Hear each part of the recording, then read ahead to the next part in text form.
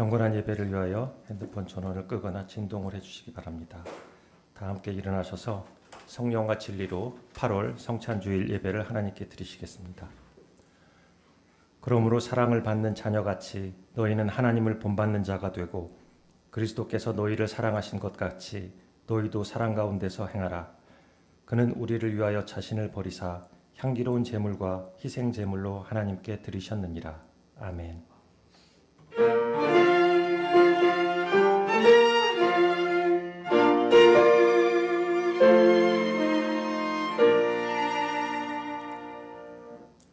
존귀하신 하나님, 폭염이 맹위를 떨치는 8월의 첫 주일, 거룩한 성찬 예배의 자리로 불러주심을 감사합니다. 날씨도 생활 환경도 녹록지 않지만 우리들 삶에 늘 동행하시며 보호해 주시고 진리와 생명의 길로 인도하여 주심을 감사합니다. 사랑을 받는 자녀같이 하나님을 본받는 자가 되라고 하셨습니다. 또한 사랑 가운데서 행하라고 하셨습니다.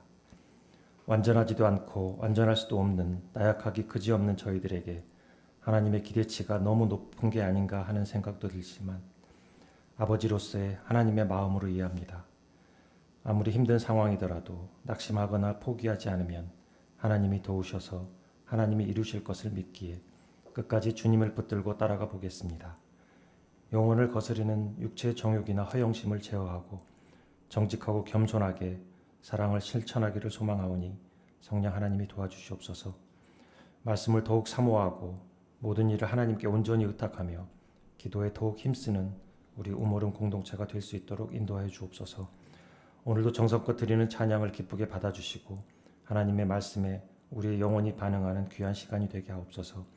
여러 가지 이유로 오늘 이 자리에 함께하지 못하는 지체들과도 성령 하나님이 함께하셔서 하나님의 마음을 느낄 수 있게 하옵소서. 예수님의 이름으로 기도드립니다. 아멘.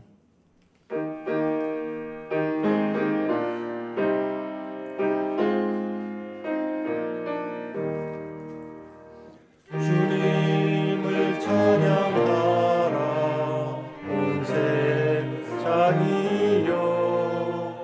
주님을 찬양하라 온 세상이여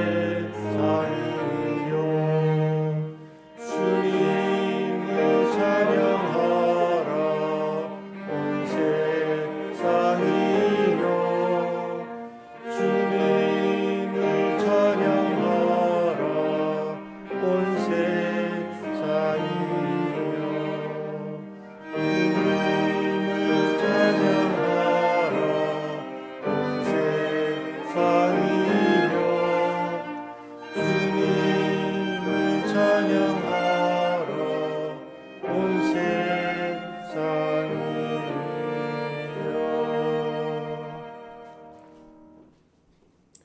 하나님, 이글거리는 태양빛에 그늘도 지쳐 늘어진 8월입니다. 얼마 남지 않은 생을 아는 듯 늦은 저녁까지 목청 찢어지게 소리내는 매미의 절규가 더없이 애처롭습니다. 도심에 끓는 아스팔트에 화상이라도 입은 듯 생채기 난 마음 안고 오늘도 주님의 거룩한 식탁으로 나아갑니다. 어제의 분노와 배반에 몸소리치던 피 묻은 이빨도 섭섭함도 모두 주님 앞에 펼쳐놓기를 원합니다. 승리에 도취된 마음도 결연한 맹세도 한낱 부족한 인간의 유한물임을 기억하며 겸허함으로 주님께 손 모으게 하옵소서. 그리하여 썩고 새고 꼬이고 뒤틀려 울퉁불퉁한 우리의 마음의 길이 낮아지고 평탄해지게 하옵소서. 주님께서 오늘도 나아오시는데 거칠 것 없는 평안한 길 되게 하옵소서. 예수님의 이름으로 기도드리나이다. 아멘.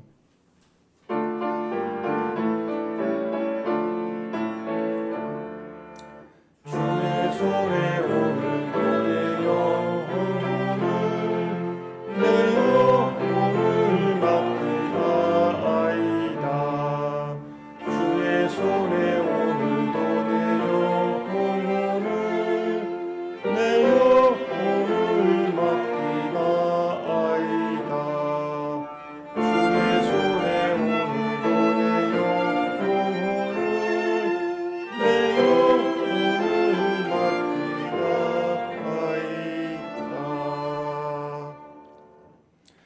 우리는 지금 주님의 거룩한 식탁에 참여하기에 앞서 우리의 허물을 하나님 앞에 고백합니다.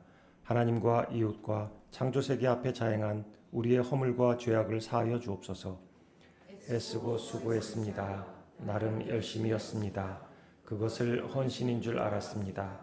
그러다 보니 자신을 온전히 주는 사랑을 못했습니다. 주고 또 주어도 더 줄 수 있는 넉넉함도 없었습니다.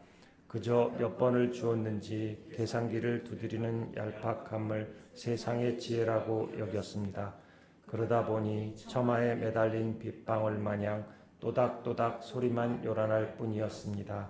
주님, 이런 우리를 용납하여 주옵소서.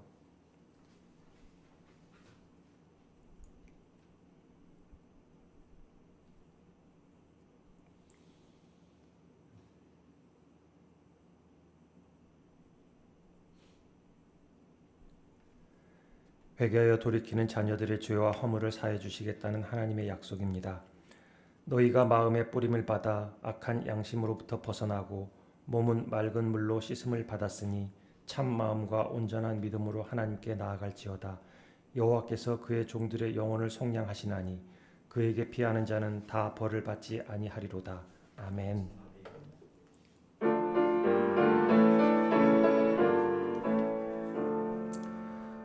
주의 손에 오늘도 내 영혼을 맡기나이다. 주의 손에 오늘도 내 영혼을 맡기나이다. 주의 손에 오늘도 내 영혼을 맡기나이다.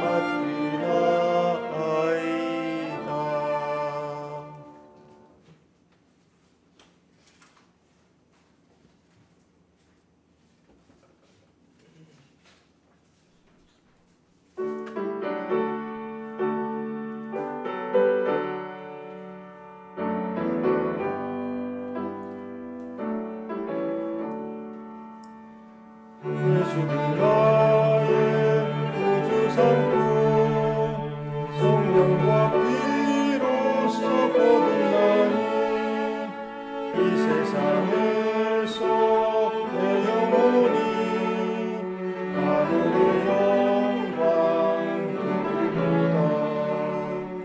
이것이 나의 간증이요 이것이 나의 찬송일세. 나 사는 동안 끊임없이 우리를 찬송하리로다. 온전히 주께 맡기며 사랑의 음성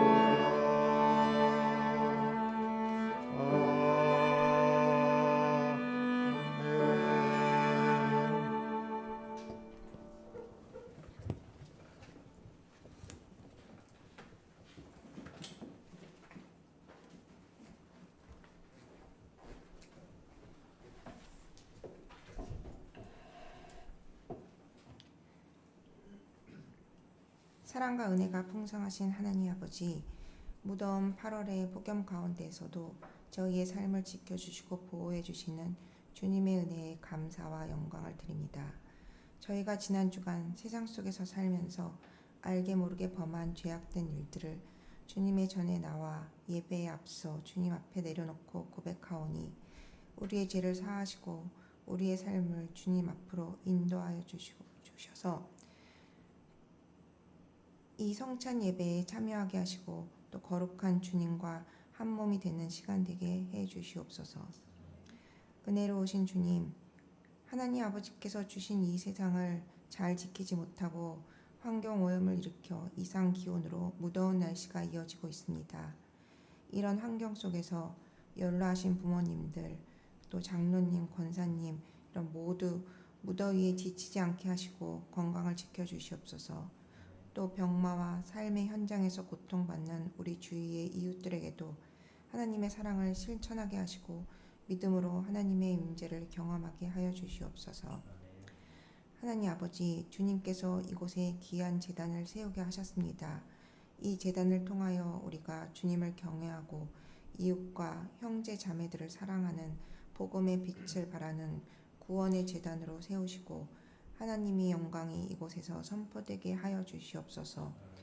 또 우리 우모른 교회가 이 지역 사회에 빛과 소금의 역할을 하게 하시고 그와 함께 세우신 쿰아트가 문화예술을 통하여 보다 많은 사람들에게 마음의 안식을 줄 수 있는 선교 사역을 감당할 수 있는 능력을 주시옵소서. 오늘도 목사님의 입술을 통하여 주님의 귀한 생명의 말씀을 듣게 하심에 감사드립니다. 목사님께 언제나 하나님의 사랑을 가득 주시고 건강한 몸과 지치지 않는 체력으로 영육 간의 강건함을 허락하여 주시옵소서. 참 좋으신 하나님, 이 거룩한 주일 성찬 예배를 위해 준비하신 손길들을 기억하시고 주님을 향한 사랑과 헌신이 주님 오시는 그날까지 변함없이 이루어질 수 있도록 성령으로 이끌어 주시옵소서. 주님의 은혜로 올 여름 무더위도 잘 이겨내게 하시고 믿음으로 힘차게 전진하게 해 주시길 바라며 오늘도 우리의 기도 가운데 함께 하신 예수 그리스도의 이름으로 기도드립니다. 아멘.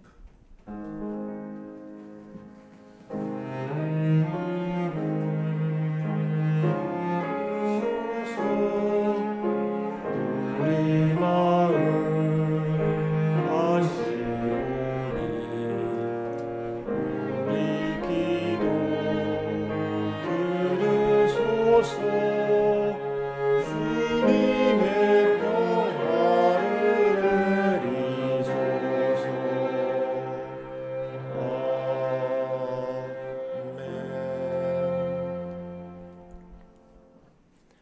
오늘 우리에게 주신 하나님 말씀은 사도행전 9장 43절부터 10장 16절까지입니다.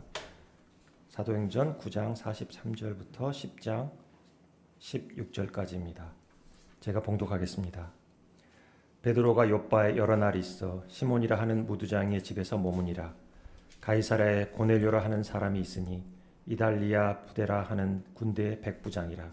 그가 경건하여 온 지방과 더불어 하나님을 경외하며 백성을 많이 구제하고 하나님께 항상 기도하더니 하루는 제9시쯤 되어 환상 중에 밝기 봄에 하나님의 사자가 들어와 이르되 고넬료야 하니 고넬료가 주목하여 보고 두려워 이르되 주여 무슨 일이니까. 천사가 이르되 내 기도와 구제가 하나님 앞에 상달되어 기억하신 바가 되었으니 내가 지금 사람들을 욥바에 보내어 베드로라 하는 시몬을 청하라. 그는 무두장이 시몬의 집에 유숙하니 그 집은 해변에 있다 하더라. 마침 말하던 천사가 떠나매 고넬료가 집안 하인 둘과 부하 가운데 경건한 사람 하나를 불러 이 일을 다 이루고 욥바로 보내니라. 이튿날 그들이 길을 가다가 그 성에 가까이 갔을 그때에 베드로가 기도하려고 지붕에 올라가니 그 시각은 제6시더라. 그가 시장하여 먹고자 하매 사람들이 준비할 때에 황홀한 중에 하늘이 열리며 한 그릇이 내려오는 것을 보니 큰 보자기 같고 네 귀를 메어 땅에 들이웠더라. 그 안에는 땅에 있는 각종 네 발 가진 짐승과 기는 것과 공중에 나는 것들이 있더라. 또 소리가 있으되 베드로야 일어나 잡아먹어라 하거늘 베드로가 이르되 주여 그럴 수 없나이다. 속되고 깨끗하지 아니한 것을 내가 결코 먹지 아니하였나이다 한데 또 두 번째 소리가 있으되 하나님께서 깨끗하게 하신 것을 네가 속되다 하지 말라 하더라. 이런 일이 3번 있은 후 그 그릇이 곧 하늘로 올려져 가니라. 아멘. 주의 말씀 내 발에 등불이요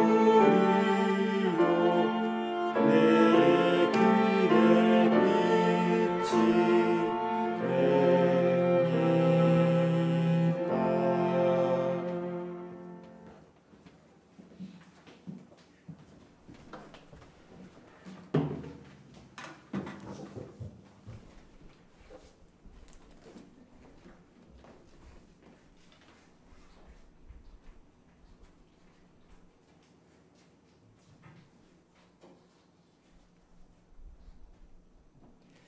예수 그리스도의 이름으로 다시 일어난 애니야와 다비다에 대해서 지난 주일 살펴보았습니다.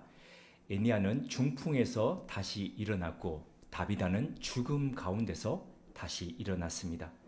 이로 인해서 이교 문화로 가득 차 있던 도시들이 그 속에서 하나님을 믿고 예수 그리스도를 받아들이는 사람들이 많이 생겼다라고 증거했습니다. 중풍병에서 사람이 다시 회복되는 것은 오늘날도 굉장히 충격적인 일입니다. 그런데 더더욱 충격적인 일은 죽음 가운데 있던 사람이 다시 살아난 것이었습니다. 그것을 목격한 사람들에게 얼마나 충격이었겠습니까? 그런데 더더욱 충격적인 것은 아마도 다비다 당사자였을 겁니다. 죽었던 몸이 자신이 다시 살아났으니 말입니다. 보통 죽을 병에 걸렸다가 다시 완치된 사람들은 옛날의 삶으로 되돌아가지 않습니다.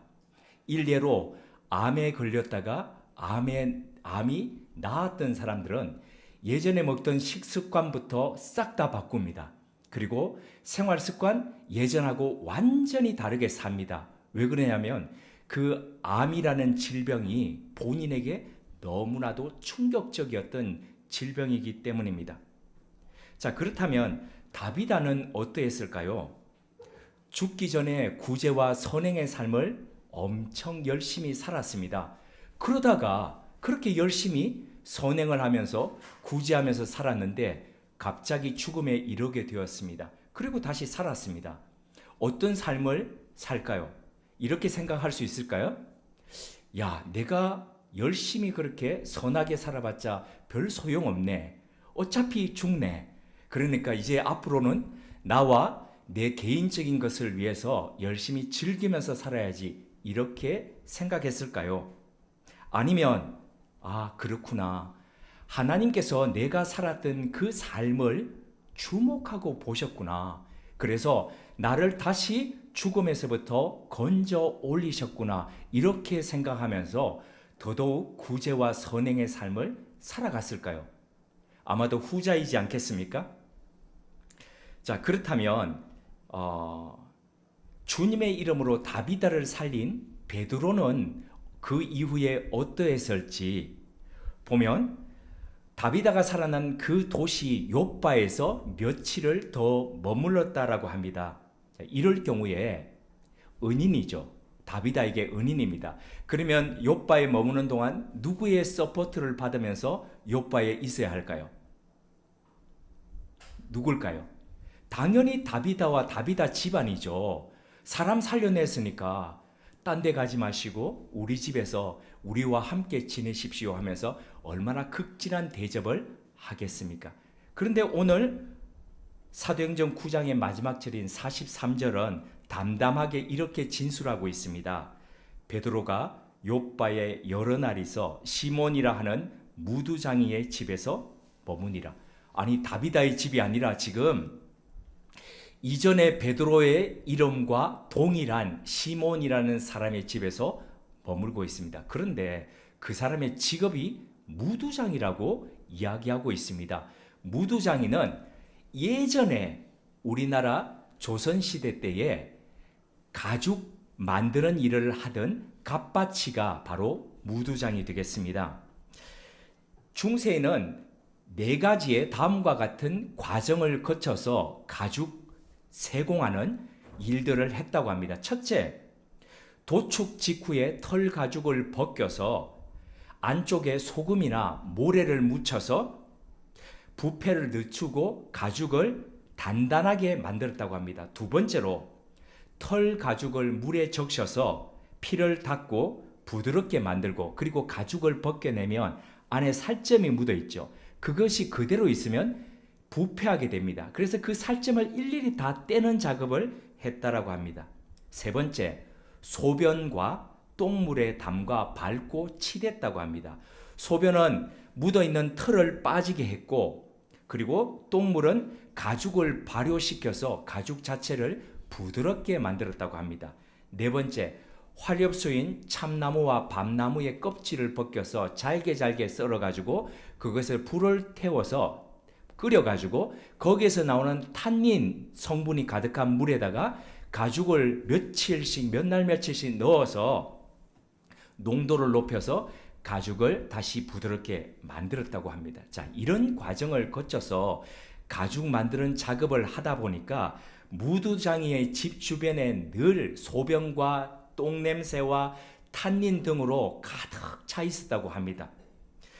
여기에 더 심각한 것은 무두장이가 동물의 털 가죽을 늘 가까이 하게 되죠. 동물의 사체 가운데서 있으면은 도축해서 잡기도 하지만은 죽어 있는 동물을 가져와서 잡는 일도 했는데, 벗기는 일도 했는데, 그러다 보니까 죽은 동물의 몸 가운데서 이 탄저병들이 쉽게 번식해서 퍼져갔다고 합니다. 그래서 탄저병으로 무두장이들이 죽는 일이 허다했고, 그래서 이 무두장이 집 가까이는 가서는 안 된다는 것이 서양의 이야기 가운데 자주 나올 정도입니다.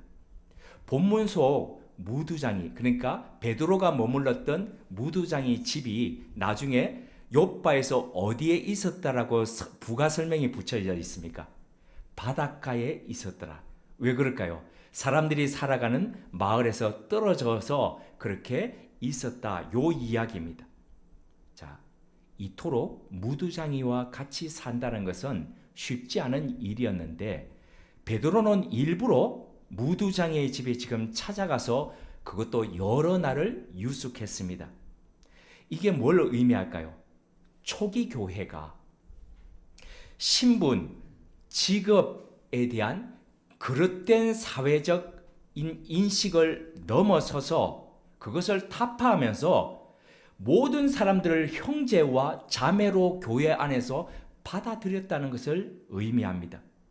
나아가서 인간 속에 내재해 있는 이중성과 모순성을 극복하기 위해서 몸부림쳤다는 것을 보여줍니다. 아니, 앞부분은 이해가 되는데 뒤에 인간 속에 있는 이중성과 모순성을 극복하기 위해서 몸부림쳤다는 것은 무엇을 의미할까요?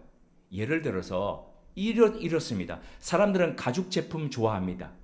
특히 터키에 갔을 때 보니까 이 사람들이 한국에서 동대문에서 일하다가 이제 그곳에서 한국인들을 상대하는 이 튀르키예인들 보니까 이렇게 설명을 합니다. 무거운 가죽을 들고, 가죽 무거워, 돈 많아. 돈 가벼워. 가죽 가벼워, 돈 많아. 무슨 뜻이냐면 무거운 가죽은 돈 작게 내도 살 수 있고 가벼운 가죽은 돈 많이 내야 살 수 있다는 이런 말이거든요. 그러니까 이 사람들은 이렇게 가죽을 세공하는 일들을 오래전부터 그렇게 해왔는데 이 가죽 제품들을 굉장히 좋아합니다. 그 H로 시작되는 여성분들 좋아하는 가방이 있죠. H로 시작하는 거. 그리고 또 샤X로 되는 이런 것들 보면은 가죽 제품들이 이만한데도 눈이 동그랗게 될 정도로 그러죠. 가죽 제품 예나 지금이나 사람들 좋아합니다. 그런데도 불구하고 이 사람들은, 가죽 만드는 사람들은 아주 천시했다는 겁니다. 가죽 만드는 사람들은 가까이 하지 않으려 했다는 겁니다. 얼마나 이중적입니까? 얼마나 모순됩니까? 그런데 초기 교회는 이것을 극복하기 위해서 애썼다는 겁니다. 그래서 우리는 좋은 신앙을 이렇게 한 줄로 정의해 볼 수 있습니다. 좋은 신앙이란 자기 모순과 이중성을 극복해 가는 것. 자, 사도행전에 보면 몇 개의 주요 사건이 나옵니다. 저는 그 사건들을, 주요 사건들을 사도행전의 분기점이라고 명명하고 싶습니다. 분기점이라는 것은 기존의 방향에서 방향을 돌린다는 겁니다. 바꾼다는 겁니다. 분위기를 새롭게 한다는 거죠. 이런 것을 일컬어서 바로 분기점이라고 이야기를 합니다. 대표적인 예가 사도행전 2장에 나오는 오순절 성령 강림 사건입니다. 왜 이게 분기점이 됩니까? 이를 기점으로 교회라는 것이 이 땅 가운데 생겨났습니다. 그리고 7장에 나오는 스데반의 죽음이 분기점이 됩니다. 스데반의 죽음이 왜 분기점이 되냐면 어떤 때는 5,000명이 회개하고 세례받고 어떤 때는 3,000명이 회개하고 세례받았는데 엄청나게 모여들어서 예루살렘 교회가 점점 커져갔죠. 그런데도 이 사람들은 예루살렘과 온 유대와 사마리아와 땅끝까지 이르러 내 증인이 되라는 주님의 말씀에 따라서 예루살렘을 벗어나려 하지 않았습니다. 그런데 무엇을 기점으로 벗어났습니까? 스데반의 순교입니다. 할 수 없이 벗어나게 되었다는 거죠. 분기점이 되었습니다. 그리고 그 다음에 바로 9장이 사도행전에 있어서 엄청난 분기점이 됩니다. 9장에 어떤 일이 있었습니까? 맞습니다. 사울의 회심입니다. 다마스코스로 가는 길 가운데서 예수 그리스도를 만나서 이 사울이라는 한 사람을 통해서 이방과 온 세계로 복음이 뻗쳐가는 바로 그 그릇이 준비되었다는 겁니다. 그리고 사도행전의 10장이 또 사도행전의 분기점이 됩니다. 왜 분기점이 될까요? 이방인에게 실제적으로 복음이 들어가서 그가 세례를 받고 그리고 유대인과 이방인으로 구분되어 있던 것들을 넘어서서 함께 한 공동체에서 하나다는 것이 바로 인정되는 사건이 바로 이 10장의 고넬료 사건이기 때문입니다. 유대인과 이방인 사이에 장벽이 허물어지게 됩니다. 자, 그러면 10장의 고넬료 사건을 좀 더 살펴보겠습니다. 고넬료 어떤 사람이었습니까? 국적이 어디입니까? 로마 사람입니다. 이 사람의 직업은요? 군인입니다. 군인인데 어디에 주둔하고 있던 군인이었냐면 가이사랴입니다. 요빠 위쪽에, 그러니까 지금의 팔레스타인의 북쪽 해안가 쪽에 있던 사람입니다. 그런데 어떤 부대라고 명명되어 있습니까? 이달리아 부대. 그런데 이 이달리아 부대는 가이사랴가 행정 수도로서 팔레스타인을 통치했는데 총독이 어디에 머물렀느냐? 바로 이 가이사랴에 머물렀습니다. 총독이 우리가 알던 총독 누굽니까? 빌라도. 근데 빌라도는 그때 예수님 십자가에 못 박을 때 어디 있었습니까? 예루살렘에 와 있었습니다. 예루살렘에 잠깐 와 있었던 거고 관저가 있는데 그런데 본래 주둔하고 있던 것은 바로 이 가이사랴였습니다. 그러니까 총독을 보호하고 경호하는 그 역할을 하는데 외국인이 없이 순수 로마인 군인으로만 되어 있던 부대였습니다. 나중에 사도 바울이 잡혀서 로마로 압송되어 갈 때 보면 이 가이사랴에 천부장이 직접 데려가죠. 천부장은 1000명을 거느리고 있죠. 그런데 오늘 이 고넬료는 천부장 밑에 10명의 백부장이 있었는데 그 중에 한 명입니다. 오늘날 우리의 군대 계급으로 바꾸자면 대위, 100명의 자기 부하를 가지고 있는, 그러니까 초급은 아니고요. 우린 초급 장교라 그러면 소위 중위를 얘기하는 거고 이제 막 중급으로 시작하는 직업 군인 되는 바로 그것이 바로 이 고넬료의 지금 신분의 상태였다고 할 수 있겠습니다. 이 고넬료 당시에 바로 이 친위 부대였던 로마 군인들은 엄청난 황제 숭배와 미신 숭배 가운데 있었고 그리고 가혹하기로 소문이 날 정도였고 방탕함도 식민지 국가에서 방탕함도 이루 말할 수가 없었다고 합니다. 그런 가운데서 지금 고넬료가 기독교인이 되어 있는 겁니다. 이거 참 쉽지 않죠. 쉽지 않은데 왜 또 쉽지 않냐면은 자기가 지금 신앙하고 있는 믿고 있는 그 대상이 나사렛 예수인데 나사렛 예수는 불과 수년 전에 로마가 직접 중형을 때려서 십자가형을 집행했던 바로 그 중죄인입니다. 그 중죄인을 지금 믿고 있으니까 이게 지금 보통 일이 아닌 거죠. 그뿐 아니라 고넬료는 심지어 경건하기까지 했다고 합니다. 자신뿐만 아니라 자신의 가족과 집안의 종들까지도 다 예수 그리스도를 믿게 했다는 거죠. 여호와를 경외하게 했다는 겁니다. 성품으로 보건대 계급으로 짓눌러 가지고 내가 믿으니까 너도 믿어 이렇게 하지는 않았을 것 같습니다. 나중에 베드로를 모시러 보낼 때에 보니까 종 2명과 그리고 자기 부하 중에서 어떤 사람을 1명을 같이 보냈습니까? 경건한 부하. 자기 부하에게도 전도했다는 걸 지금 알 수 있습니다. 부하한테 그냥 해가지고 전도가 되겠습니까? 잘못하면 고발하지 않겠습니까? 지금 내 상관이 믿어서는 안 되는 이 종교를 믿고 있습니다. 강제로 하면 고발을 하죠. 근데 얼마나 인격과 신앙과 이런 것이 빛이 되었으면 그 부하가 정말 자기 상관의 마음을 가지고 종 2명을 데리고 베드로에게로 그렇게 갔겠습니까? 그는 항상 하나님께 기도했습니다. 그러던 어느 날도 여느 때와 다름없이 오후 3시에 기도할 때였습니다. 유대인의 정해진 기도의 때였죠. 천사가 고넬료를 불렀습니다. 내 기도와 구제가 하나님 앞에 상달되어 기억하신 바가 되었다. 이거 얼마나 멋진 말입니까?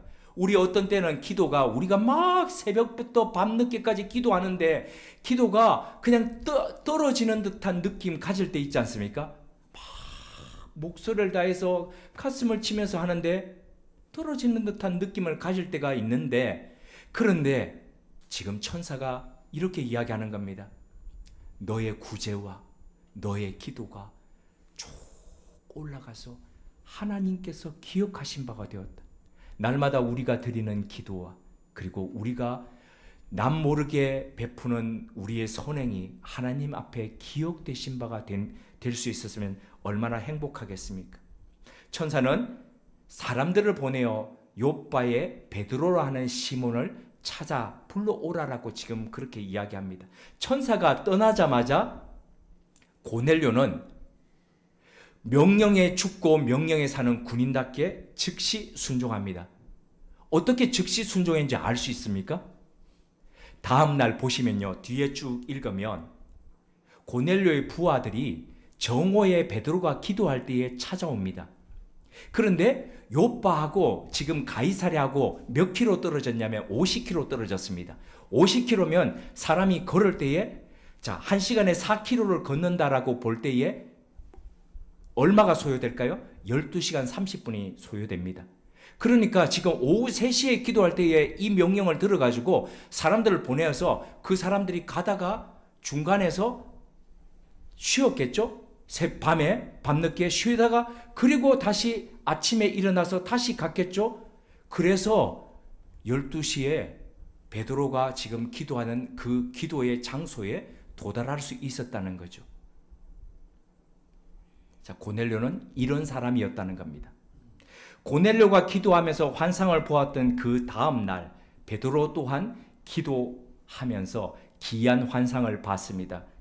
유대인의 기도 시간인 제6시. 제6시라니까 유대인 기도 시간은 6자에다가 또 6을 더하면 됩니다. 그러면 정오입니다. 아까 고넬료는 9시에 기도했죠. 그러니까 6을 더하니까 오후 3시가 됐던 거죠. 베드로가 지붕 위에 올라갔습니다. 우리처럼 이런 지붕이 아니죠. 우리는 비와 눈이 많이 오니까 이렇게 되어 있는 거고 그들은 평지붕입니다. 그러니까 올라가서 기도했겠죠. 12시에 땡볕이 아마 내려쬐었을 수도 있는데 그는 하늘을 향해서 아마 두 손을 올리면서 기도했을 건데 뜨거운 햇볕에 12시가 되니까 또 배도 고프고 그러니까 비몽사몽간에 이렇게 황홀하게 이렇게 될 때에 환상을 보게 됩니다. 긴 줄이 내려오는데 양쪽 이 네 귀퉁이에 보자기 같은 것이 묶여져 가지고 쭉 내려오는데 보니까 땅에 기는 각종 짐승들과 그리고 네 발 달린 짐승, 기는 거, 하늘에 나는 날짐승들이 그 안에 가득 차 있습니다. 목소리가 들려옵니다. 베드로야, 베드로야, 이건 네가 잡아먹어라. 너 배고프지 않니? 잡아먹어라. 유대인 정결법에 의하면 먹을 수 있는 동물들이 있고 먹지 말아야 될 동물들이 있습니다. 먹을 수 있는 동물들은 레위기 신명기에 보면요. 레위기 11장, 신명기 14장에 보면 발이 갈라져 있는 거. 자, 우리 발이 갈라져 있는 건 어떤 겁니까? 돼지죠. 그럼 돼지 먹어도 됩니까? 안 됩니다. 발은 갈라져 있는데 되새김질을 할 수 있는 거여야 됩니다. 그러면 발이 갈라져 있는데 되새김질 하는 거는 어떤 동물입니까? 소입니다. 소, 양 이런 거는 먹어도 되는데 돼지 먹지 말라는 겁니다. 그래서 지금도 유태인들 돼지 안 먹습니다. 그런데 그런 것들이 섞여져 있는 겁니다. 기는 건요, 아마 기는 거는 우리 생각하면 도마뱀, 뱀 종류 이런 파충류 종들이 길지 않았겠습니까? 날짐승들도 마찬가지입니다. 먹을 수 있는 것이 있고 맹금류는 먹지 말라라고 되어 있습니다. 섞여져 있습니다. 전통 유대 문화 속에서 자랐던 베드로니까 나 그거 먹을 수 없습니다. 나 한 번도 그런 거 먹지 않았습니다. 라고 거부하죠. 그때에 주님은 그렇게 말씀하십니다. 하나님께서 깨끗하게 하신 것을 네가 속되다 하지 마라. 자, 이 환상의 뜻이 무엇일까요? 하나님께서 옛적에 모세를 통해서 유대인들에게 정결법을 주셨습니다. 시내산에서 십계명을 허락하시면서 거기에 따른 세부적인 항목으로 정결법을 허락하셨는데 그 정결법 중에는 음식법이 들어있는 겁니다. 그래서 조금 전에 제가 말씀드렸던 것도 먹을 수 있는 거 먹지 말아야 되는 거, 그리고 먹는 것도 먹을 수 있는 짐승 중에서도 피째 먹지 마라, 피는 먹지 마라 라고 그렇게 했습니다. 그리고 기름도 먹지 마라. 그런데 고기 중에 어느 부위가 맛있습니까? 기름이 다 이렇게 있는 그 부분이 맛있지 않습니까? 그런데 먹지 말라는 겁니다. 왜 그럴까요? 혈관에 좋지 않다. 요즘은 뭐 그렇게 이야기를 하는데, 그런데 하나님께서는 근본적으로 이런 것들을 통해서 외부적인 정결법을 통해서 너희들이 내적 정결을 어떻게 가진 그런 나의 백성으로 살아갈 것인가를 말씀하신 거죠. 그런데 유대인들은 이런 정결법을 세 칙을 가지고 해 가면서 내적으로 정결해 가기보다는 외적 부분만 굉장히 내세우면서 가게 되었다는 거죠. 그러다 보니까 정결법을 지키지 않는 그런 사람들은 사람 취급하지 않고 이방인들은 그렇게 하고, 그래서 예수님께도 아니 당신들은 왜 손 안 씻고 먹습니까? 당신들은 왜 안식일에 밀을 까불려 가지고 왜 그렇게 먹습니까? 그때 예수님께서 그런 말씀하시죠. 안식일이 사람을 위해서 있는 것이 아니라 사람이 안식일을 위한 것이 아니라 안식이 사람을 위해서 있다라고 하시면서 근본적인 율법의 정신에 대해서 말씀하셨지 않습니까? 근데 유대인들은 그런 근본 정신을 잃어버렸다는 거죠. 그래서 하나님은 예수 그리스도를 통해서 그렇게 담을 쌓고 살던 유대인들에게 그 담을 허무시면서 하나님과 인간 사이에 담을 허무시고 인간과 유대인과 이방인 사이에 담을 허무시면서 하나님 안에서 모두가 형제 자매고 화해하는 그 삶으로 초대하셨는데, 베드로는 이렇게 복음의 시대가 열렸음에도 불구하고 그런 것들을 아직까지 수용하지 못하고 있었다는 겁니다. 그래서 하나님께서는 첫 번째 베드로에게 이렇게 말씀하시고 두 번, 세 번이나 그렇게 가르쳐 주신 겁니다. 예수님께서 베드로야 네가 나를 사랑하느냐라고 할 때도 세 번 하셨습니다. 베드로는 예수님을 부인할 때도 세 번을 했습니다. 그리고 지금 환상도 세 번을 합니다. 어쩌면은 참 베드로는 한 번 해가지고 안 되고 세 번 정도는 해야 되는 그런 사람이었나, 이렇게 혼자 웃어보면서 나도 그렇지 않나 하는 그런 생각으로 한번 되돌아보게 됩니다. 자, 복음의 주요 분기점이 되었던 사도행전 10장의 고넬료 사건은 이와 같았습니다. 그렇다면 이와 같은 사건이 오늘 우리 시대와 우리 교회와 그리고 우리 그리스도인의 삶에 주는 메시지는 무엇일까요? 세 가지로 한번 정리해 보겠습니다. 첫째, 고넬료 사건이 주는 메시지는 교회는 편견과 차별의 담을 허무는 곳이 되어야 한다는 겁니다. 1892년 32세의 나이로 사무엘 포먼 무어 선교사가 한국에 첫 발을 내디뎠습니다. 현재 여기 강 건너가면 강북에 소공동이라고 있는데 그 소공동에 롯데 호텔이 있는 그 자리에 바로 곤당골, 옛날에는 곤당골이라고 불렀는데 그곳에 곤당골 교회를 세웠습니다. 그리고 그 곤당골 교회 안에 학당을, 예수 학당을 만들어서 조선인들의 교육에 힘썼습니다. 특별히 수천 년 동안 이 땅에서 당연시 오던 백정에 대한 차별과 그리고 천대를 이분이 허무는 일을 집중적으로 했습니다. 어느 날 무어 선교사님이 있을 때에 어린 아이 하나가 급히 달려와서 제발 우리 아버지 좀 살려주세요. 우리 아버지 살려주세요. 그래서 그 아이의 손을 잡고 갔더니 그 집이 백정집이었습니다. 아무도 찾아가지 않는 백정집.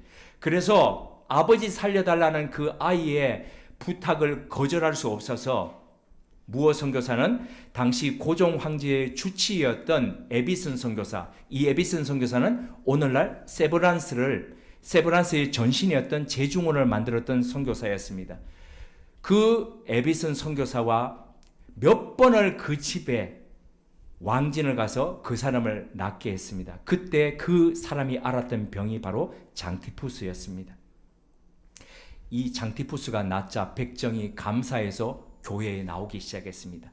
자기 동료들을 다 데리고 나오기 시작했습니다. 전도해서. 그러다 보니까 교회는 한쪽에는 기존의 신자들, 양반들이 쭉 있는데 이 천민 상놈들이 쭉 들어와가지고 자리를 차지하기 시작했습니다. 그때부터 교회 안에 분란과 마찰이 일어나기 시작했습니다. 그러다가 결국에는 양반들이 도저히 우리는 이런 상놈들과 함께 예배할 수 없다고 갈라져 나가기에 이르렀습니다. 하지만 그럴 때에도 이 무어 선교사는 주님의 몸된 교회는 어떤 경우에도 차별적인 행동을 할 수 없다라고 거절했습니다. 그리고 사람들을 끝까지 계속 설득하게 이르렀고 결국 갈라졌던 교회는 다시 회복되기에 이르렀습니다. 백정 출신이었던 그때 나왔던 사람이 바로 박성춘이었는데 그 교회에 장로가 되었습니다. 그리고 뒤이어서 왕족이었던 이재형이 장로가 되었습니다. 이렇게 왕족과 양반과 천민이 함께 형제와 자매가 되어서 교회를 이루은 것이 바로 이 땅의 첫 교회의 모습이었습니다. 백정 박성춘 장로의 아들이 있었습니다. 나중에 이름을 얻어서 그 당시에는 천민은 이름이 없었죠. 여자아이가 태어나면 3월에 태어납니다. 그럼 이름을 뭐라고 지었습니까? 사월이. 네, 4월에 태어나면 사월이. 이름이 없었습니다. 근데 이름을 나중에 서양이라고 했는데 박서양이 세브란스 의과대학의 전신인 제중원의 제1회 졸업생이 되어서 10년 동안 에비슨 선교사를 도와서 그 제중원에 의사를 배출하는 교수 역할을 했습니다. 백정은 인간이 아니었기에 백정의 아들도 인간인 취급을 받지 못하던 시대 속에서 교회는 백정의 아들이 의과대학 교수가 되어서 당시 조선사회의 최고의 지도자 반열에 오르도록 했습니다. 얼마나 이 사건이 그 당시 조선사회의 충격이었을지는 충분히 짐작하고도 남습니다. 무어 선교사의 묘지는 7월 27일 토요일에 우리가 방문했던 양화진 선교사 묘원의 한켠에 있습니다. 그분의 비석에는 이렇게 메시지가 새겨져 있습니다. 한국어로 번역해 드립니다. 사랑하는 기억으로 씁니다. 사무엘 무어 선교사님. 장로교 선교사 1860년 출생 1906년 소천 46세. 예수 그리스도의 충성된 종, 인격과 영혼이 아름다웠던 분. 한국인을 향한 조건 없는 사랑으로 복음을 전하신 그는 수많은 사람들에게 복음을 전하고 그들을 하나님 아버지의 품으로 인도하였음을 알았기에 행복하게 돌아가셨습니다. 이것은 그의 일이었고 또한 하나님의 일이었습니다. 하나님을 따라서, 그리고 우리도 그를 따라서 46세의 젊은 나이로 하나님의 부르심을 받았지만 무어 선교사는 그때까지 부르심을 받는 바로 그 순간까지 하나님의 충성된 종, 바로 충복이었습니다. 그의 묘비의 마지막 단에 새겨져 있는 그 글귀는 우리가 무어 선교사님을 칭송하는 것을 넘어서서 우리가 어떤 방향으로 가야 할지를 제시해 줍니다. 그것은 편견과 차별의 담을 넘어서는 것입니다. 하나님을 따라서, 그리고 우리도 그를 따라서. 두 번째입니다. 오늘의 이 본문의 메시지가 우리에게 주는 것은 무엇을 가졌느냐가, 그것보다도 더 중요한 것은 가진 걸로 무엇을 하느냐입니다. 다비다는 선행과 구제의 진심이었습니다. 다비다 못지않게 고넬료도 그러했습니다. 고넬료의 삶을 사도행전은 경건과 구제라는 두 단어로 요약하고 있습니다. 그러고 보면 초대교회에, 이 초기 교회에 믿는 사람들은 하나같이 신앙과 그의 삶, 구제, 이게 따로 구분되지 않았습니다. 하나였습니다. 신앙적인 행위 안에 함께 살아가는 것, 함께 해가는 것이 그리스도인의 삶이었습니다. 그리스도다움이었습니다. 그래서 야고보 사도도 그의 서신서 가운데서 참된 경건에 대해서 이렇게 설명했지 않습니까? 하나님 아버지 앞에서 하나님 아버지 앞에서 정결하고 더러움이 없는 경건은 곧 고아와 과부를 그 환난 중에 돌보고 또 자기를 지켜 새 속에 물들지 아니하는 그것이니라. 저는 다비다가 욥바에서 내노라 하는 갑부가 아니었다고 확신합니다. 물론 건물주도 아니었을 겁니다. 고넬료 또한 그의 아버지가 땅 부자거나 아니면 엄청난 재산을 물려준 재벌 2세가 아니었을 겁니다. 로마 치하에서 여성이 돈을 가졌으면 얼마나 많이 가졌겠습니까? 로마 군대에서 중간 계급되는 장교가 가지고 있었으면 얼마나 있었겠습니까? 분명 그들은 없는 가운데서 자기가 할 수 있는 한 최선을 다해서 부족하면 부족한 대로 그렇게 나누면서 살았을 겁니다.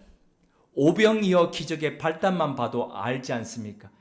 5,000명을 먹이고도 12광주리가 남았던 것의 시발점이 무엇이었습니까? 어린아이였습니다. 그 어린아이가 갖고 왔던, 먹지 못하고 가지고 있었던 조그만한 보리빵 5조각과 그리고 작은 물고기 2마리였습니다. 그것을 내어놓았을 때에 오병이의 그 기적이 일어났습니다. 중요한 것은 무엇을 가졌느냐 보다도 가진 걸로 무엇을 하느냐입니다. 그러기에 하나님께서 모세에게 물으셨던 것, 시내산에서 부르실 때 물으셨던 그 질문, 내 손에 든 것이 무엇이냐? 모세의 손에 든 것이 무엇입니까? 지팡이입니다. 지팡이 보라는 이야기가 아닙니다. 그 지팡이를 가지고 무슨 일이든지 하실 그 하나님을 바라보고 하나님을 의지하라는 말입니다. 우리는 자꾸 우리 손에 무엇을 가졌느냐, 우리가 얼마나 가졌느냐에 집중합니다. 하지만 믿음의 시선은 그곳으로 하나님께서 행하실 일을 기대하는 것입니다. 이 믿음의 길로 우리 함께 걸어가셨으면 합니다. 세 번째입니다. 신실한 신앙은 어차피라는 부사를 넘어서는 것입니다. 로마 백부장 고넬료는 시절을 탓하거나 제도를 핑계대지 않았습니다. 비록 점령 국가의 장교로 있었지만 그리스도인으로서 그가 할 수 있는 최선을 다해서 경건과 구제의 삶을 살았습니다. 어느 정도로까지요? 하나님께서 주목해서 보실 정도로까지요. 남들은 다 그렇게 살지 않는데 왜 굳이 당신만 그렇게 삽니까? 그렇게 살지 않더라도 웬만큼 그냥 살 수 있지 않습니까? 왜 굳이 그런 모습으로 살아가야 됩니까? 어차피 다시 되돌려질 것인데 어차피 별표도 당신 하나 한다고 그래서 뭐 다시 달라질 게 있습니까? 왜 그렇게 살아갑니까? 라고 주변에서 말들 하지 않았겠습니까? 하지만 그럼에도 불구하고 참된 신앙은 어차피라는 허무주의의 중력을 뚫고 대기권으로 나아가는 것, 바로 그것입니다. 요즘 제 주변에서 일본 영화인데요, Perfect Days 라는 영화를 본 사람들이 리뷰들을 이렇게 전달해 주고 있습니다. 도쿄의 공중 화장실의 청소부인 주인공 히라야마 씨는 대충이라는 말과는 엄청 거리가 먼 사람이라고 합니다.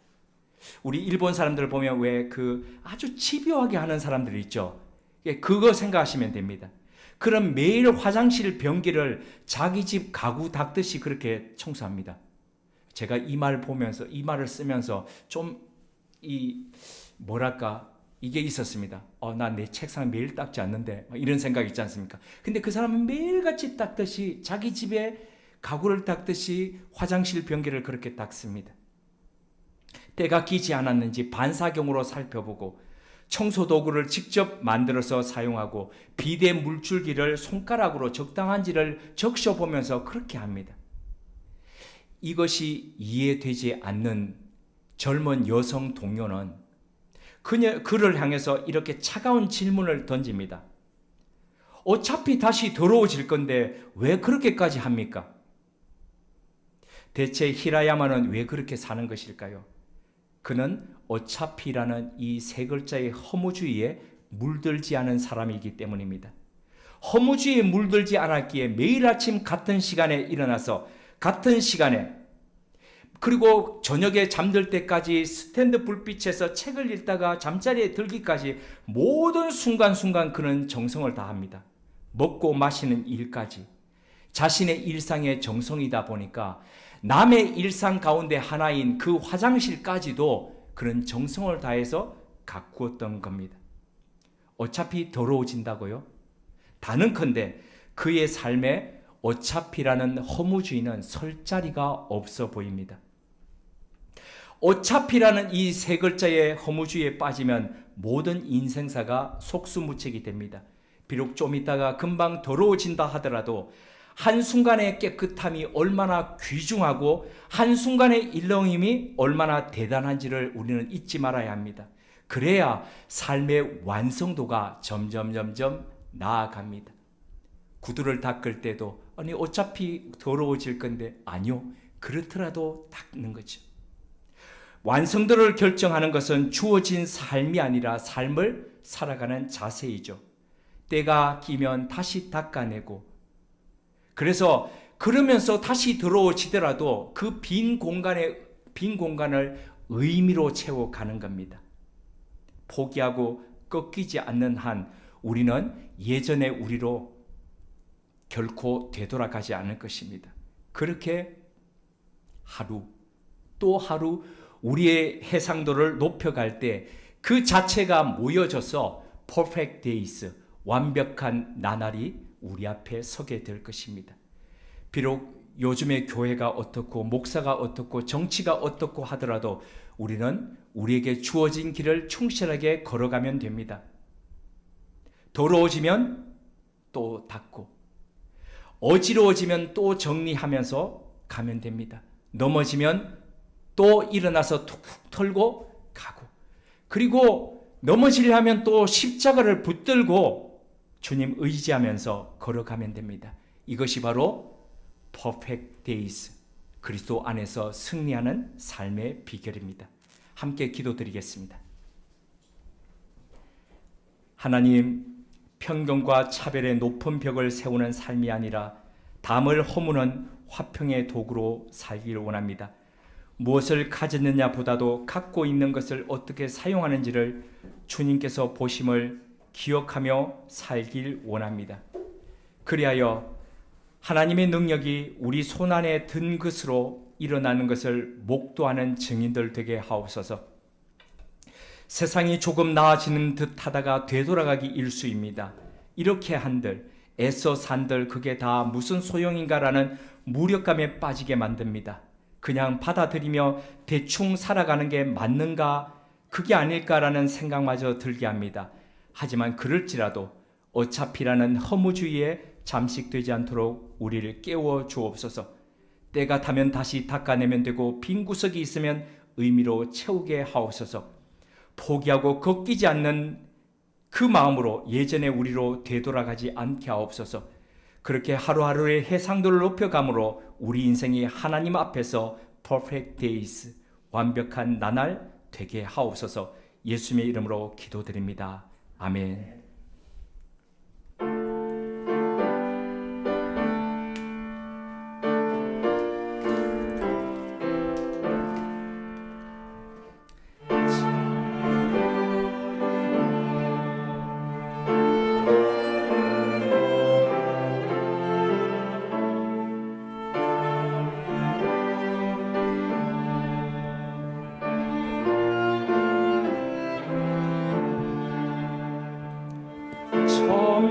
찬미하여라 오 나의 영혼아 찬미하여라 거룩한 주님을 찬미하여라 오 나의 영혼아 찬미하여라 거룩한 주님. 이 식탁은 우리가 예수 그리스도의 몸에 참여하는 초대이며 우리가 나누는 떡과 잔은 그리스도의 몸과 하나 되는 거룩한 사귐입니다.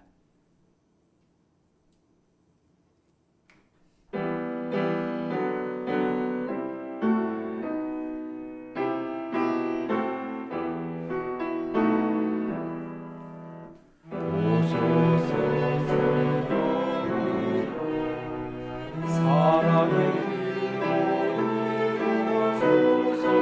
오소서 성령이여 우리에게 오소서. 오소서 성령이여 사랑의 길로 인도하소서. 오소서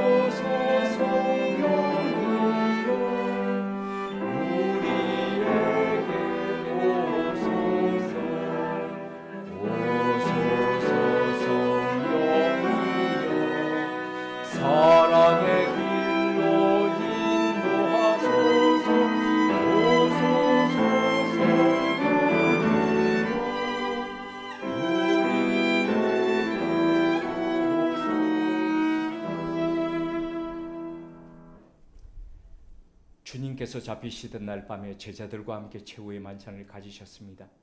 주님께서는 하늘을 우러러 축사하신 후 떼어 제자들에게 주시며 말씀하셨습니다. 이것은 너희를 위해 찢어지는 바 나의 몸 곧 언약의 몸이다. 받아라 먹으라. 우리 주님의 명령에 따라 주님의 몸된 덕받는 예식을 가지겠습니다.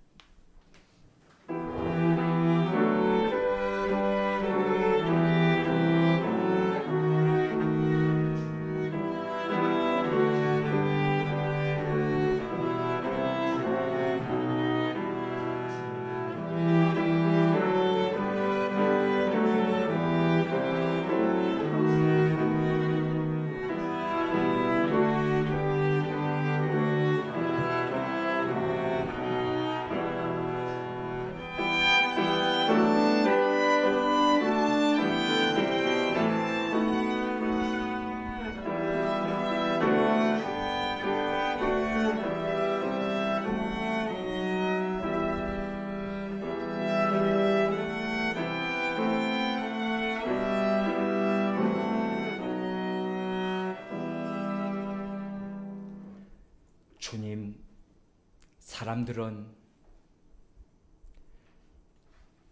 다른 이들과 다름을 강조하며 점점 담을 쌓고 그 담을 더 높여 장벽을 쌓아가지만 주님은 당신의 몸을 찢음으로써 그 담을 허무셨습니다. 하나님과 우리 사이에 긴 담을 허무셨고 사람과 사람 사이에 담을 허무셨습니다. 찢어주시는 주님의 몸을 오늘도 되새기며 주님, 우리 역시도 우리 주위에 담을 허물며 살아가는 주님의 사람들, 화평의 도구들 될 수 있도록 이끌어 주옵소서. 예수님 이름으로 기도드립니다. 아멘.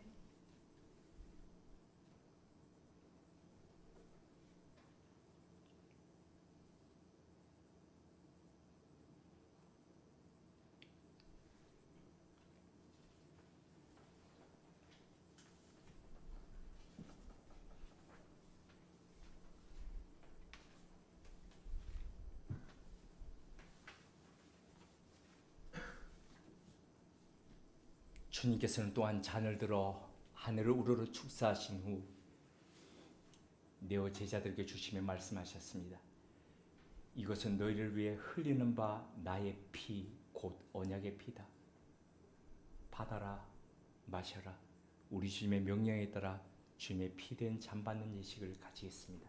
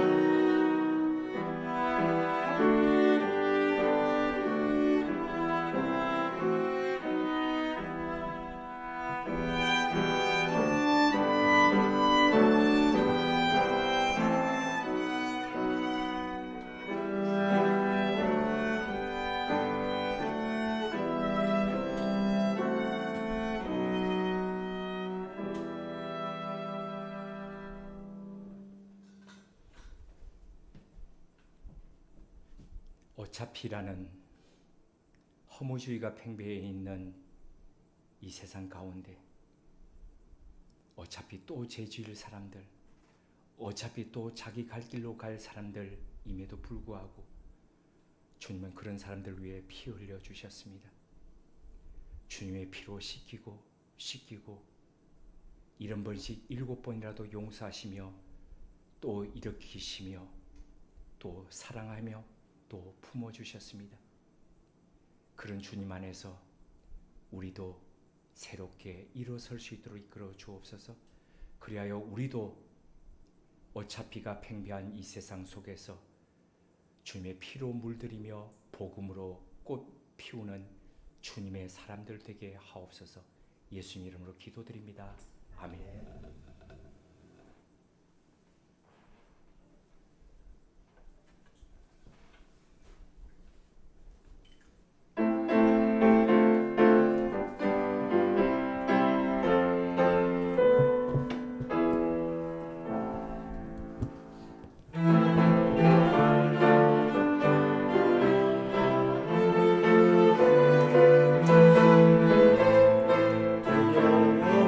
영원한 나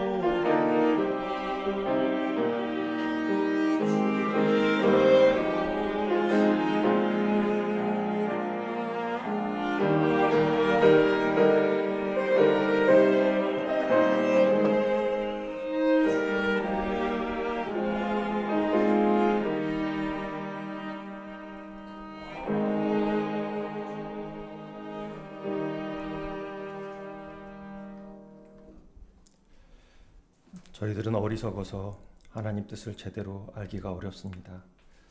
오늘도 고넬료와 베드로 이야기를 통해 자기 객관화와 성찰의 시간을 주심을 감사합니다.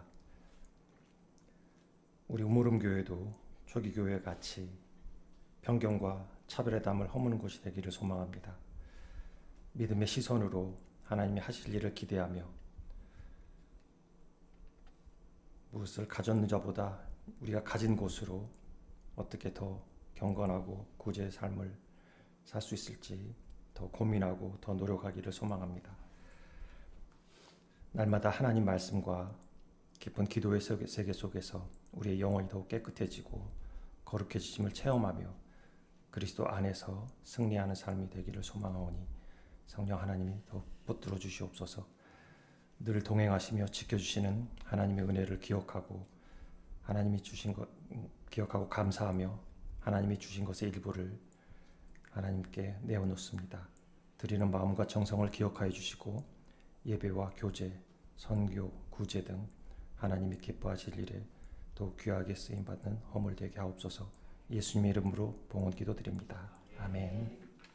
앞뒤 좌우로 인사를 나누시겠습니다.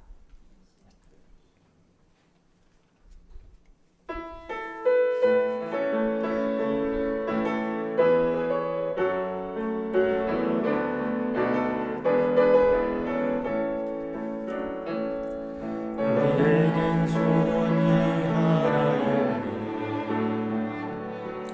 주님 다시 오실 그날까지 우리 가슴에 새긴 주의 십자가 사랑 나의 교회를 사랑케 하네. 주의 교회를 향한 우리 마음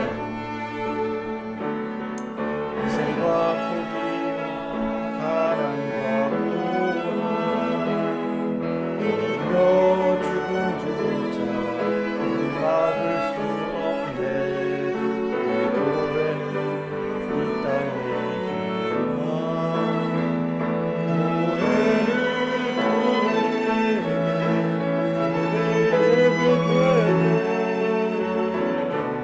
우리 사용하소서.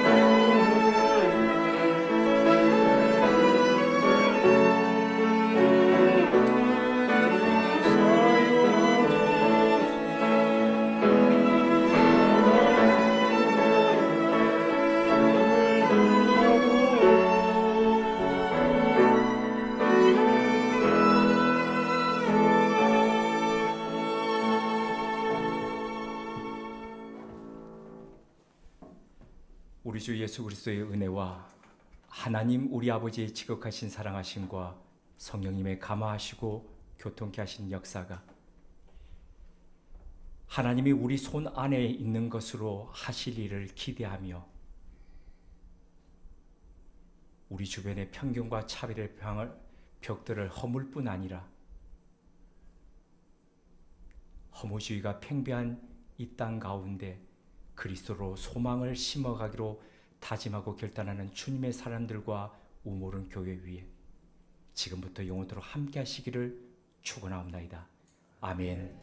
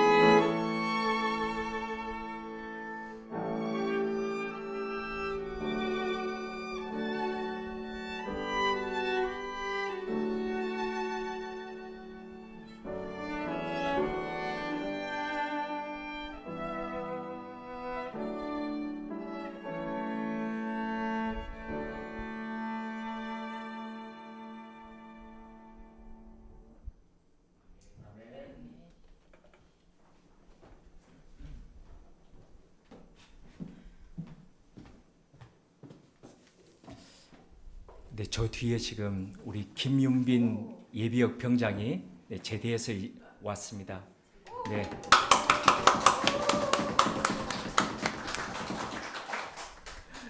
네, 앞으로 사회 적응 잘할 수 있도록 네, 기도해 주시고 격려해 주시면 좋겠습니다. 네, 윤 집사님은 이제 이 날짜로 계속 하시는 거 맞죠, 그죠? 네. 생신, 네, 그죠? 네. 우리 같이 정리하시고 나누시다.